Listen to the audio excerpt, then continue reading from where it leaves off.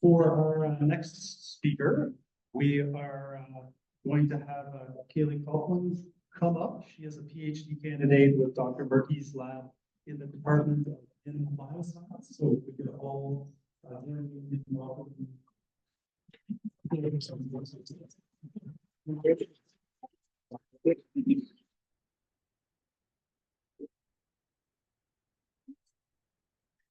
All right. Hello, everyone. You guys hear me all right? All right. As we all know, lesson facilities are critical to the development and sustainability of the horse industry. They provide introductions for so many people into the world of horses and riding. In 2010, $400 million was spent on riding lessons in Canada, and facility owners are reporting continuously increasing demand for these services. Oh dear.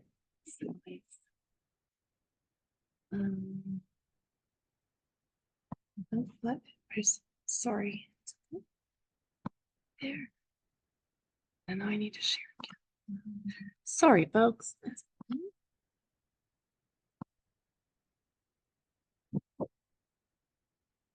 Okay, good now. 51% of Canadian stables offer riding lessons. Lesson horses make up 2.3% of the total Canadian horse herd.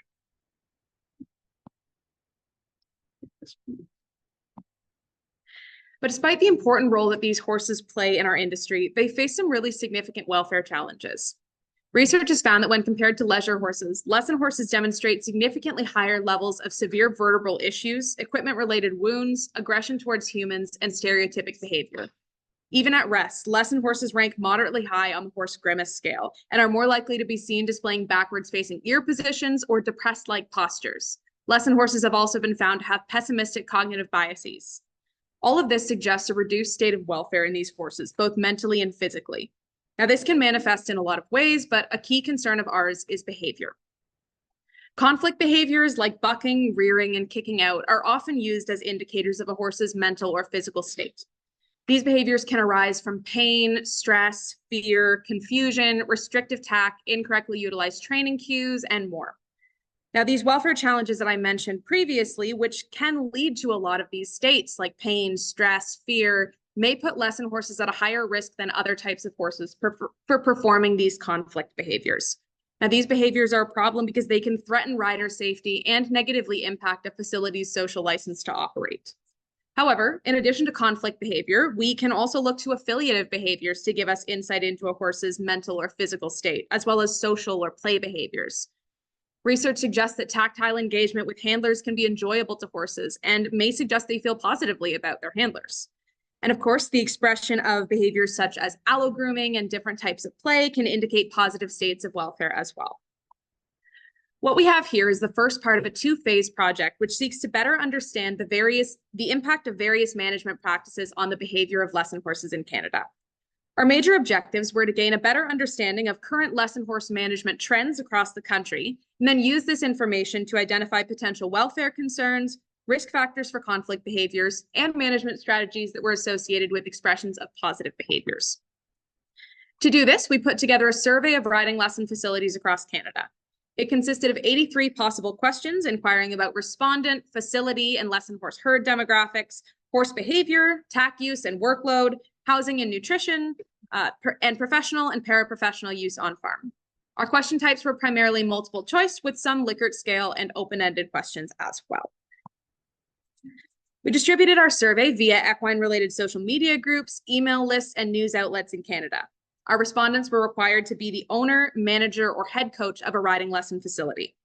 We received 157 responses, representing 1,567 working lesson horses, an estimated 13.4% of the Canadian lesson herd. From there, we used univariate Monte Carlo estimates with 100,000 permutations that we took from two-tailed Pearson's chi-square test to identify associations between our variables. We're going to jump into some results here, but I will preface this, much like Quinn, with only 12 minutes and 83 questions in our survey. We don't have time to delve into all the results, so we're just going to hit the highlights here. I'm going to start with some descriptive statistics just to give you a sense of how the Canadian lesson industry currently looks. Our respondent demographics were well in line with other demographic studies of the North American equine industry. Shocking nobody, I'm sure. Our respondents were primarily white women with a completed post-secondary degree. Yeah, nobody's shocked. And they had an average of 30 years of horse experience among them, though it ranged from 6 to 60 years. Hunter-jumper was the most popular discipline, followed by dressage and then Western pleasure and horsemanship, but a lot of facilities did report offering lessons in more than one discipline. The average number of horses per facility was 10, though herd sizes ranged from 1 to 50 horses. And stock horses and ponies were the most common breed types used for riding lessons, comprising of 34% and 24% of our sample, respectively. Now, tack use, of course, plays a massive role in the experience of the ridden horse. Cavesson nosebands we found were the most commonly reported type of noseband, followed by bridles without a noseband, which was great to see. Restrictive nosebands were not exceedingly common, but flash nosebands were the most common type of restrictive noseband, used in some capacity by 26% of facilities. Now, in terms of bits, snaffles were far and away the most common, used by nearly every facility. Hackamores, or bitless bridles, were our next most popular type of bit, followed by shank or leverage type bits. When it came to additional equipment, crop use was exceptionally common in lesson barns, reported by 86% of our facilities. Spur use was less common, but still reported by 39% of our facilities. And standing martingales, grass reins, and side reins were the most commonly reported auxiliary reins, though none were reported particularly extensively. Now, 80% of facilities reported offering their horses some form of additional therapies or bodywork traditionally aimed at increasing soundness and comfort. For example, joint injections, massage, or laser therapy. Now, 45% of facilities reported that at least one of their horses was receiving long-term pain medication, such as NSAIDs, in order to maintain soundness and serviceability of the horses. But at most of these facilities, it was more than one horse. Of those 45% of facilities, an average of 31% of their herds were receiving these drugs regularly to maintain functionality. Now, the mean workload reported per horse on average day of work was just over 2 hours per day, and the mean maximum workload for a horse per day was 3 hours and 15 minutes, though both categories ranged up to 8 hours per day at a couple of facilities. Now, when comparing workload to the behaviors that our respondents reported seeing in their lesson horses, we found that facilities with longer average daily workloads of over 2.5 hours per day were reporting increased levels of horses who bit their handlers or kicked out under saddle compared to those with shorter workloads. Now, interestingly, workload was also associated with herd size. Facilities with larger herds, classified here as 13 or more horses, reported longer maximum working hours for their horses, generally over 3 hours per day. But workload wasn't the only thing that herd size impacted. In fact, one of the most significant trends we identified within our results was the impact of herd size on the behaviors our respondents were reporting. Facilities with smaller herds of 1 to 5 horses reported lower levels of conflict behaviors and higher levels of affiliative and positive behaviors. These included horses approaching, grooming and interacting with their handlers and making contact with them while held, engaging in interactive play, object play, and allogrooming, and standing quietly for grooming and tacking up. Meanwhile, facilities with larger herds of 13 or more horses reported lower levels of those behaviors and higher levels of stereotypic and conflict behaviors. These included oral and locomotor stereotypies, biting handlers, pinning ears on the ground and under saddle, and bucking, bolting, and shying under saddle. Now, in both cases, medium-sized herds of 6 to 12 horses reported moderate amounts of each behavior. So this all suggests an inverse relationship between positive and negative behaviors and herd size. Now, crop and spur use were also both associated with increased levels of conflict behaviors and reduced levels of positive behaviors. Facilities who use crops reported higher levels of horses biting their handlers, pinning their ears on the ground, showing reactivity when tacking up, and kicking out and bucking under saddle, as well as lower levels of horses standing quietly for grooming and tacking up or grooming their handler. Facilities who use spurs saw higher levels of oral stereotypies in their horses and lower levels of horses interacting with their handlers or demonstrating interactive play. Restrictive tack use was also associated with increased conflict behavior. Facilities who use side reins reported higher levels of horses pinning their ears on the ground and rearing under saddle. Facilities who use standing martingales reported higher levels of horses performing oral stereotypies, evading rider aids, shying, and kicking out under saddle. And facilities who use flash nosebands reported higher levels of horses performing oral stereotypies, kicking out at handlers on the ground, and bolting under saddle. They also reported lower levels of horses who voluntarily approached their handlers in the field or engaged in object play. So what does this tell us about the experiences and management of Canadian lesson horses? Well, longer working hours were associated with conflict behaviors, and that's not particularly surprising because the longer a horse has to work, the longer they might be exposed to stressful or frustrating practices from beginner riders, and the less time that's available to them to perform natural behaviors. However, the fact that larger facilities were reporting longer working hours per horse, despite having more horses at their disposal, was a little bit surprising, but can probably be attributed to the scale of a business. A facility with 50 lesson horses is likely making a majority of their income from riding lessons, whereas a facility with 5 lesson horses may have multiple streams of revenue besides riding lessons. So they have less of a need to maximize their daily lesson output per day. Now, these smaller facilities also reported fewer conflict behaviors and more affiliative behaviors in their herds. Here, with fewer horses to manage, it's likely that the operators of these facilities are just able to be more intimately involved in their horses' day-to-day lives. And this level of individual engagement could make it easier for them to identify and address issues as they arise sooner than a larger facility might be able to. Now, one area of particular concern was the extremely high level of crop use and relatively high level of spur use reported by facilities. The fact that this equipment is so common suggests that a lot of lesson horses are habituated to leg cues, or as we say, dead to the leg. It's also possible that novice riders just don't have the strength or skill yet to cue the horse properly, so they need additional backup. Or, as we've discussed before, lesson horses are facing a lot of physical issues that could make them stiff, sore, or just generally reluctant to move forward. But regardless of why facilities are choosing to use this equipment, it's still a concern because of the prevalence of this, because these pieces of equipment, crops and spurs, are easily misused and aversive if they are misused, particularly by novice riders who don't necessarily understand the function of such equipment or have the skill to use it correctly. Now, it's possible that this may have led to the increased levels of conflict behaviors that we saw associated with crop and spur use in lesson programs. Restrictive tack was also associated with conflict behaviors, but here we get a bit of a chicken versus the egg scenario. It's possible the horses are expressing these conflict behaviors in response to the restrictive tack, or it's possible that tack has been chosen for them as a result of previously expressed conflict behaviors trying to suppress them. And we can't say for sure from survey data alone. Now, in conclusion, our results suggest that management does indeed have the potential to influence levels of conflict behaviors that we see in lesson horses. Specific risk factors include facilities with larger herds, longer daily working hours, the use of crops and spurs, and the use of restrictive tack. For the next phase of this study, we'll be conducting on-farm behavioral analyses of lesson horses during work. And with this, we hope to validate some of the results from this survey while also mitigating some of the natural limitations of survey-based data. Understanding how management impacts the lived experiences and subsequent behavior of lesson horses will allow the lesson industry to move forward in a sustainable way that protects their social license to operate and rider safety and ensures a good life for lesson horses. Before we wrap up here, I'd like to say a big thank you to my advisor, Dr. Katrina Merkes, my lab mates, and my generous funders for this research, and of course, for your attention.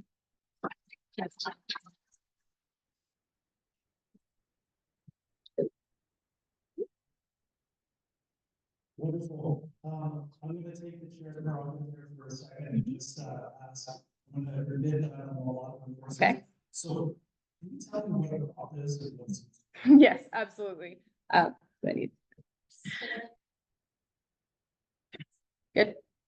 Okay. So a crop, easiest example I could think of would be on the racetrack. They use a similar piece of equipment. It's essentially a small whip that's held in the rider's hand, and it is supposed to be used to reinforce the leg cue, which usually asks the horse to move forward or move sideways. But it's effectively hitting the horse on the side. So it's an aversive piece of equipment that asks the horse to go forward or tells the horse. And it's very easily misused by beginner riders because if they don't have the strength to ask the horse correctly, a lot of them may potentially just default to using the crop. So hitting the horse to go forward as opposed to applying a lighter pressure. Thank you very much. We have some questions. Okay, we're going to go here first. Awesome presentation. Did you get the impression that owners speak to conflict behaviors as negative, or was that something that it happens, and that's just how it is.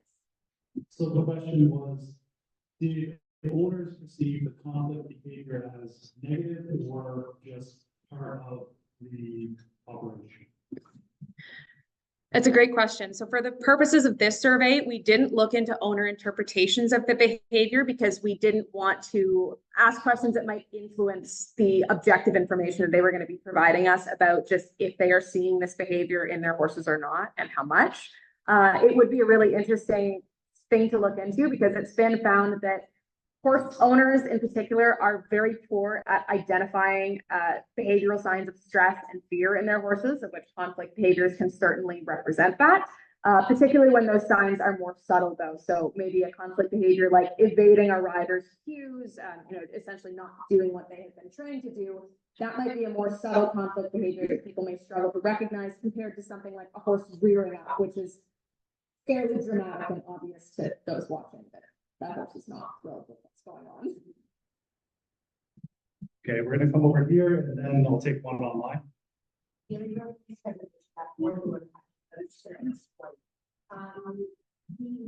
of the riders, actual questions about the level of skill of riders, or level riders, to a lot more So the question was, in the survey, was there any way to know about the level of the riders that were using these horses? So we did talk about this as an issue, and we opted in this survey to not assess that only because we were asking owners to answer questions representing the majority of their herd. And so to be able to distill down the individual situation of every horse would likely hurt our completion rate of our survey, which we already struggled with because it was 83 questions. However, that is something we are going to be addressing in the second part of our study that we are doing this summer. We're going to be looking at the difference between how a beginner rider might impact a horse versus how an advanced rider, because like you said, beginner riders do a lot of things wrong, but you could argue that those lessons are a lot less physically taxing if the horse is maybe only trotting for 10 minutes as opposed to walk, trot, canter, jump a course. So we are definitely interested in that question, and hopefully next year we'll have some fun results for you about that. Yeah, there's a question online here. It says, based on your research, is there a maximum number of working hours that you recommend per day for less horses? You guys are great. You keep asking the questions we're looking at in our next study.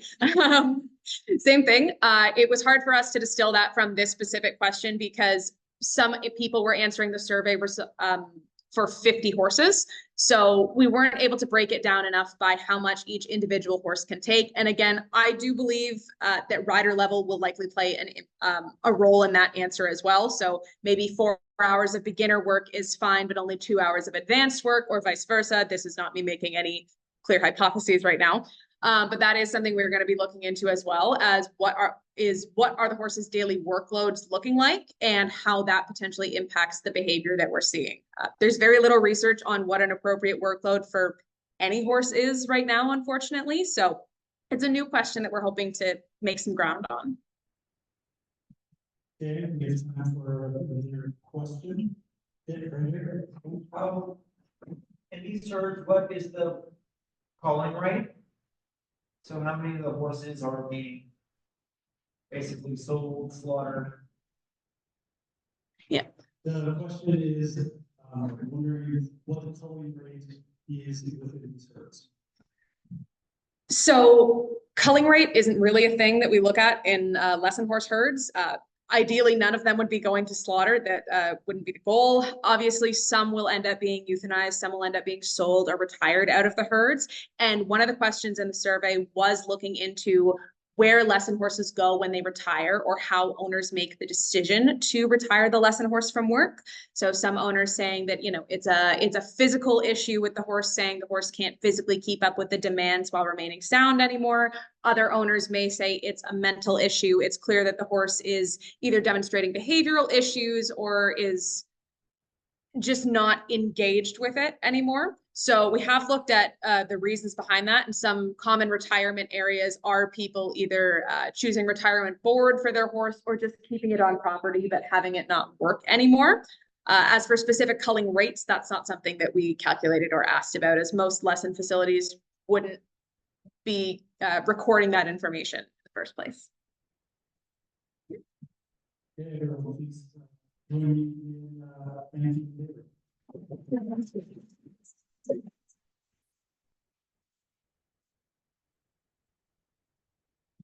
All right, our next speaker is Pradeepa Anandaraja, who is a PhD candidate in Dr. Mason's lab in the Department of Integrated Biology. Please join me in welcoming Pradeepa.